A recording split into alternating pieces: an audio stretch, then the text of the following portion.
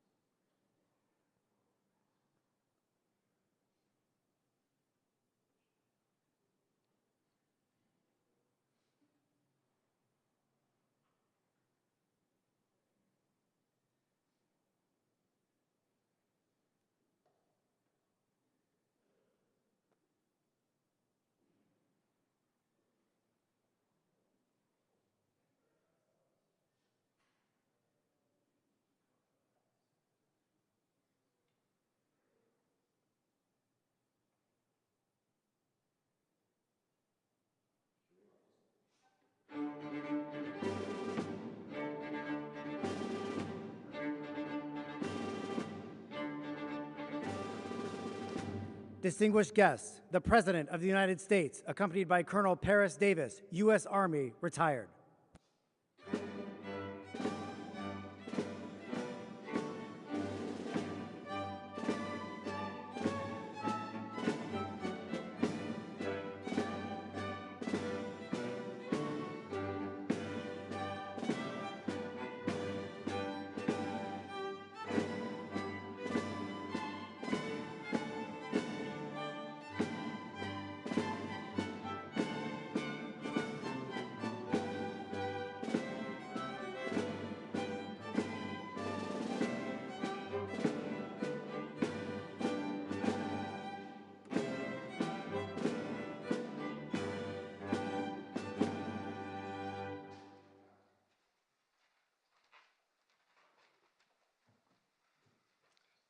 The psalmist of old writes, "Praise be to the Lord my rock, who trains my hands for war, my fingers for battle.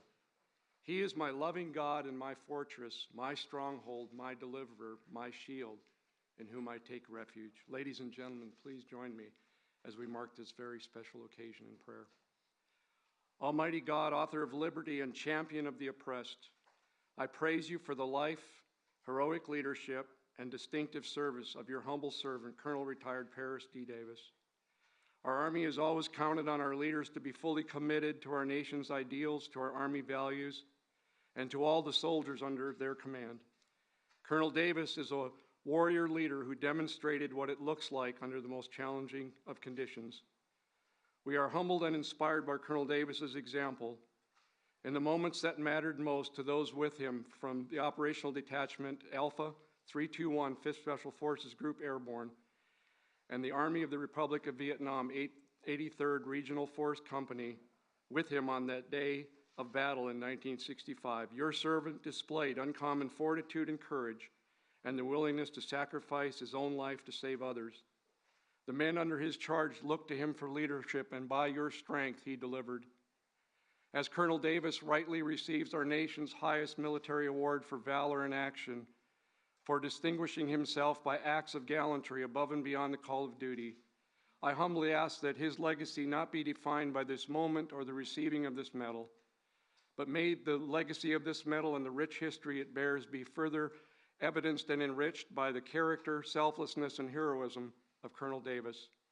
And may his life, which has been marked by a commitment to you and a sacred commitment to all that freedom-loving people cherish and hold dear, serve as a continued beacon of inspiration for all who witness today's activities and learn of his courageous actions under fire. Finally, may this ceremony serve as a testament of hope for the world's oppressed and as a terrible warning to the oppressor, because our nation still has men and women like Colonel Davis in our ranks, across our military services, who stand ready to step into the breach. We thank you, O Lord, for this reality. It is in your most holy name I pray. Amen.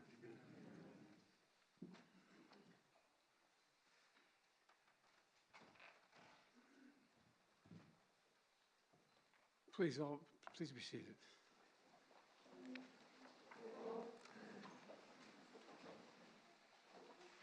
I have to say at the outset, I've had the great honor, and we have other Medal of Honor recipients here, and that I've been able to give one of those medals, and we have 5 here, but this, Secretary, may be the most consequential day since I've been president. It's an incredible man. 158 years ago today, in this White House, President Lincoln was putting the final touches on his second inaugural address. And he wrote, "Let us strive to finish the work we are in, to bind up the nation's wounds, and care for him who shall have borne the battle."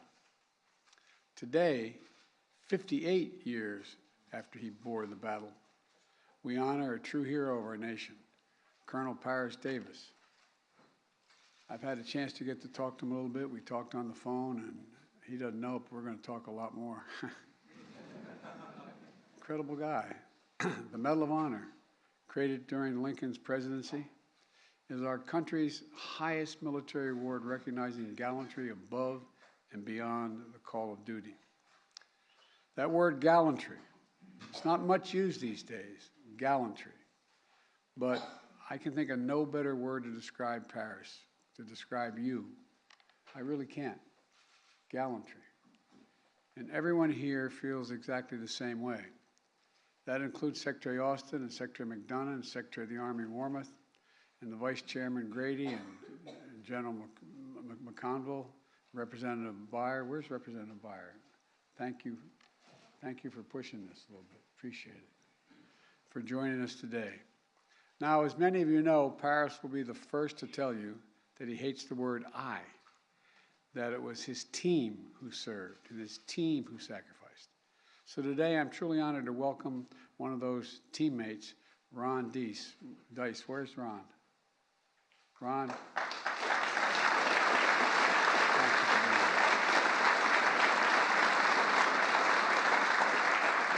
He was the airborne spotter for that team, and it was only a few days ago, right?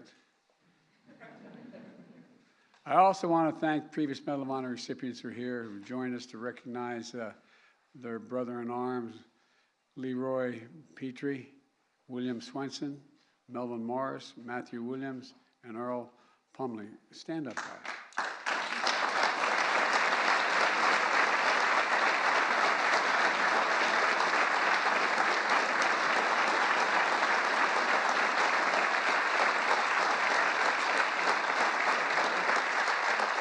You're looking at courage in the flesh.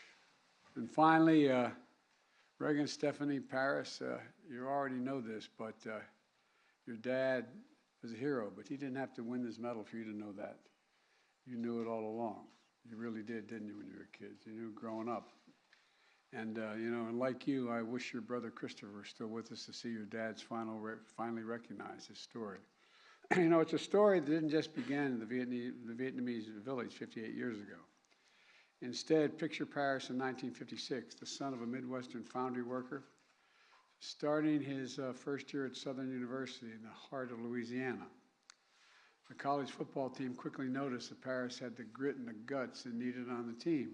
So before long, Paris not only joined the team, but he was named All-American before us. He's a very slow learner, this guy. I tell you what, but off the field, Paris saw constant reminders that to many, he was less than an American. And that in the eyes of the law, he was less than a person. Signs on bars that read whites only, seats on buses were off limits for African Americans, schools, streets, shops divided by segregation. Paris endured all of this and still chose to join his college ROTC unit, volunteering to serve a country that in many places still refused to serve people who looked like him. Right away, it was clear that Paris was a born warrior. He became an Army Ranger. Then he jumped at the chance to join the Green Berets, becoming one of the nation's first black Special Forces officers. Paris liked the Green Berets because they were elite. It wasn't just, as Paris once said, Joe here, Joe there. By the way, it didn't offend me you said Joe here, Joe there. You know what I mean? That didn't bother me. But the Green Berets, like our country then, weren't free from discrimination either. People pulled Paris aside to warn him, are you sure you want to join? There aren't a lot of people like you, look like you in this outfit. Well, remember, this was only 14 years after President Truman desegregated our military, only 14 years later. But Paris didn't listen to them, and thank God he didn't. Paris helped write the history of our nation. And this year, we celebrate the 75th anniversary of our first fully integrated armed forces, and name Paris Davis will still stand alongside the nation's pioneering heroes. You know, in the early hours of June 18th, 1965, and his then Captain Davis and his team with 3 of the Green Berets were wrapping up a job well done. And together, they just finished a 10-mile march through the night to support a company of South Vietnamese soldiers on their first combat mission, a raid against the Viet Cong, thick in the jungle of Bong Sang. The raid was a success. But as the sun began to rise, the men heard that haunting sound ring out. A bugle, a sure sign of a counterattack. Within minutes, the jungle lit up with enemy fire. Hundreds of Viet Cong began to swarm Captain Davis and his team, pinning them down in a rice paddy with no cover. Captain Davis rallied his team to fight back. Getting so close to the enemy, he was battling them hand to hand. Hours, this is the part that stuns me, hours into that fight, Captain suddenly heard a sound worse than the bugle, his teammate crying out for help. His team sergeant had been shot badly in his foot and his leg, trapping him in the middle of the paddy. And it got worse. On the far side of the field, his weapons specialist was stuck in a cesspit after being temporarily knocked out by shrapnel. You know, and even further beyond him was his medic, who had been shot in the head. Captain Davis realized he was the last American standing. Without hesitation, he yelled, "I'm coming for you. I'm coming for you." He called in friendly fire and gave a little bit of cover to run out and rescue his team. On his first attempt to get to Team Sergeant, Captain Davis was shot in the arm and had to turn back. Captain Davis waited for another window and sprinted back out again. But his team sergeant was stuck. Captain Davis couldn't fully break him free before he had to return to cover. He didn't give up, though. That's not the Green Beret way. For his third time, as enemy fire rained down on him, he ran out. Captain Davis freed his team sergeant, threw him over his shoulder, and started carrying up the hill to safety. Captain Davis got about halfway up the hill before a bullet pierced his leg. Then, in front of him, another Green Beret sergeant who had just arrived to the battle to reinforce the team was shot in the chest and now needed to be rescued as well. Captain Davis limped up the hill with his team sergeant on his shoulder.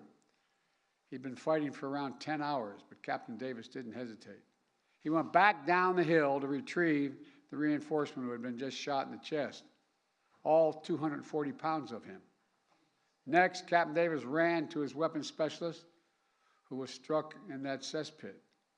Viet Cong fighters continued to spray gunfire across the field as Captain Davis threw his teammate a rope, pulled him out, and began to haul him up the hill as well.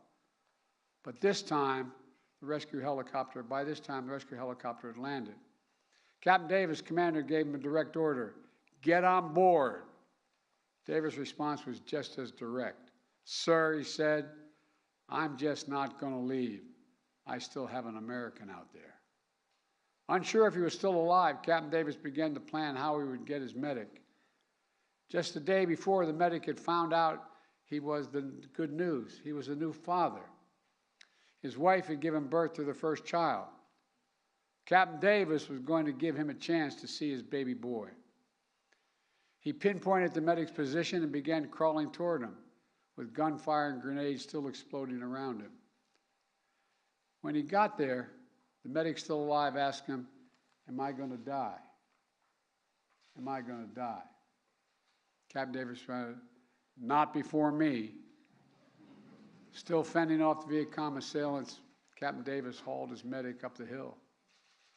And nearly 20 hours later, after that bugle first rang, Captain Davis had saved each one of his fellow Americans. Every single one.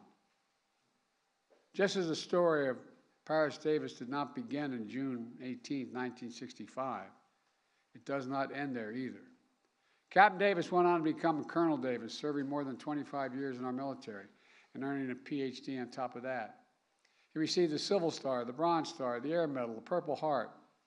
And even after he hung up his uniform, the captain continued to serve the community, founding the Metro Herald, a newspaper that focused on his local community and civil rights issues. I wish I could say that this story of Paris' sacrifice on that day in 1965 was fully recognized and rewarded immediately. But sadly, we know they weren't. At the time Captain Davis returned from war, the country was still battling segregation. He returned from Vietnam to experience some of his fellow soldiers crossing the other side of the street when they saw him in America. And although the men who were with him on that June day immediately nominated Captain Davis to receive the Medal of Honor, somehow the paperwork was never processed. Not just once, but twice. But you know what Captain Davis said after learning he would finally receive the Medal of Honor? Quote, "America was behind me. America was behind me." He never lost faith, which I find astounding. He never stopped believing in the founding vision of our nation, a vision that Lincoln kept alive 158 years ago, and a vision Paris fought to defend 58 years ago. This vision for a more perfect union, one where all women and men are created equal. You know, we're the most unique nation in the world. We're the only nation founded on an idea. Every other nation is founded based on a philosophy, based on ethnicity, religion, whatever, an idea. It's captured in, we hold these truths to be self-evident, that all men and women are created equal, endowed by their Creator with certain inalienable rights, life, liberty. We've never fully lived up to it, but we've never walked away from it. This is evidence we're still not going to walk away from it. Look, folks, we never ever walked away from our troops who dare all and give all to our nation. Paris, you are everything this medal means. I mean everything this medal means. And look, you're everything our generation aspired to be. You're everything our nation is at our best. Brave and big-hearted, determined and devoted, selfless and steadfast. American, American. And now, at long last, it's my great honor to ask Lieutenant Colonel Rowe to read the citation.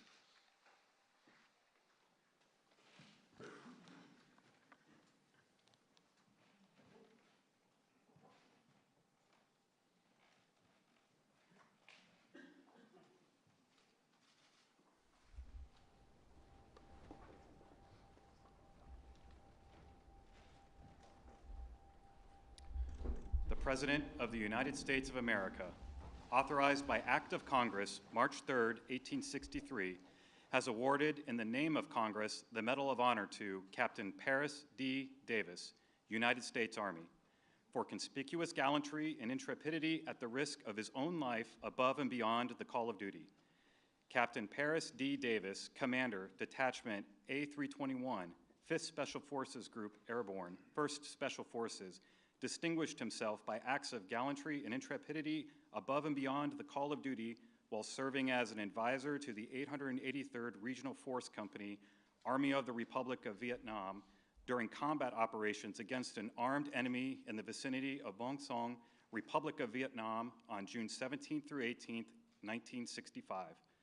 Captain Davis and 3 other U.S. Special Forces advisors accompanied the Vietnamese 883rd Regional Force Company on its first combat mission, a daring nighttime raid against a Viet Cong regional headquarters housing a superior enemy force.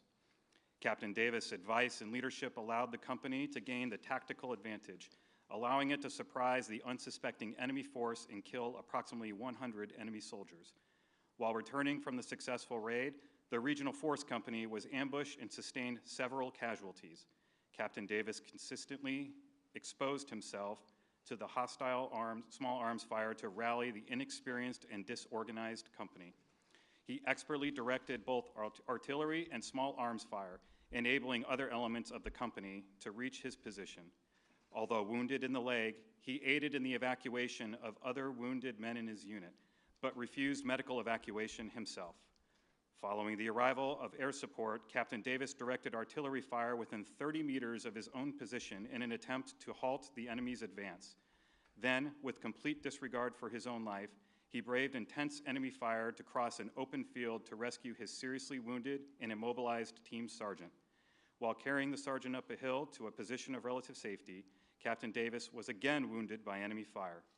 Despite 2 painful wounds, Captain Davis again refused medical evacuation, remained with the troops, fought bravely, and provided pivotal leadership and inspiration to the Regional Force Company as they repelled several Viet Cong assaults on their position over a period of several hours.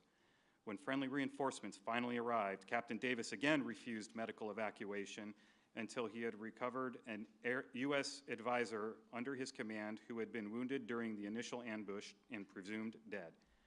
While personally recovering the wounded soldier, he found him severely wounded but still clinging to life. Captain Davis directed the helicopter extraction of his wounded colleague, not leaving the battlefield himself until after all friendly forces were recovered or medically evacuated. Captain Davis' heroism and selflessness, above and beyond the call of duty at the risk of his own life, are in keeping with the highest traditions of military service and reflect great credit upon himself, his unit, and the United States Army.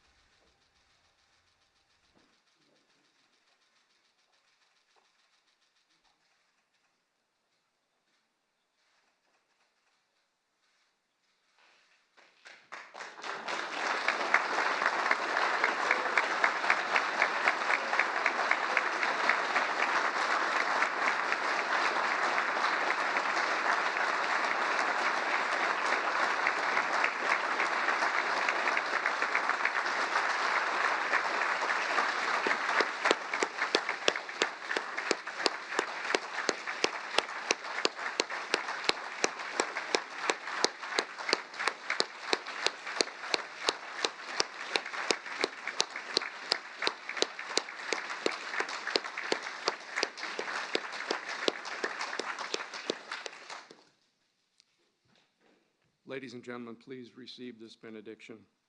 Gracious and everlasting God, as we depart this ceremony, inspired by the courageous actions of Colonel Davis, help us to follow his selfless example as we serve our nation's people. May our participation in today's ceremony, coupled with the strengthening and shaping of your spirit to compel us to live lives of integrity and valor for the good of the nation, for the good of our families, and for the good of humankind around the world. Bless and protect our armed forces as they preserve our precious freedoms. Keep the lamp of liberty burning bright on the United States of America and our allies around the world.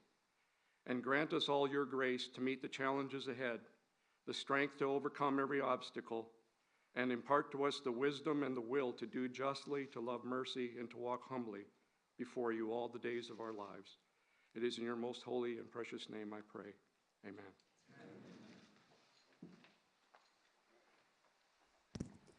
Distinguished guests, please remain in your seats as the President departs. Thank you.